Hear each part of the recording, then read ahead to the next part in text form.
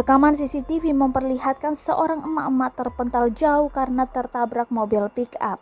Diketahui lokasi kejadian tersebut berada di Jalan Senapati Air, Kecamatan Birobuli Utara, Kota Palu, Sulawesi Tengah.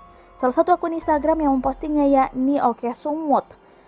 Diketahui, rekaman CCTV itu terekam pada Selasa 4 Mei 2021 sekitar pukul 8.00 waktu Indonesia Barat.